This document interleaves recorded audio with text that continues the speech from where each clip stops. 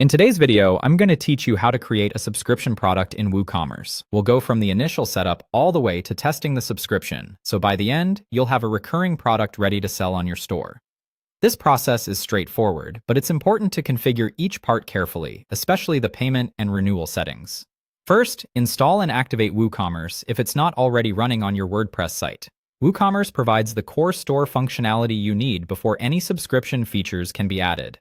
Next, purchase, install, and activate the WooCommerce subscriptions extension.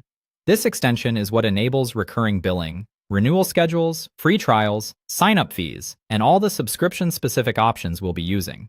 Once it's active, your product settings will include new subscription choices. After that, enable a payment gateway that supports automatic recurring payments. This part is essential because subscriptions depend on a payment method that can charge customers on a schedule without requiring them to return and pay manually each time. Make sure the gateway you choose is fully compatible with automatic renewals. Now go to Products and select Add New. This is where you'll create the actual subscription item your customers will purchase. Enter the product title, write the description, and add product images. Just like with any other product, clear naming and strong visuals help customers understand what they're signing up for. Make the description specific, especially if the subscription includes ongoing access, recurring deliveries, or membership benefits.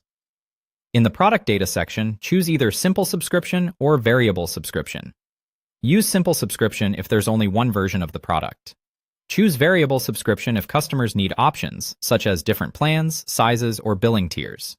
Then enter the recurring subscription price. This is the amount customers will be charged on each renewal. Right after that, select the billing frequency, such as weekly, monthly, or yearly, depending on how often you want the subscription to renew. If needed, set an expiration period. This is useful when the subscription should end automatically after a fixed amount of time, rather than continuing indefinitely. You can also add a free trial or a sign-up fee when appropriate.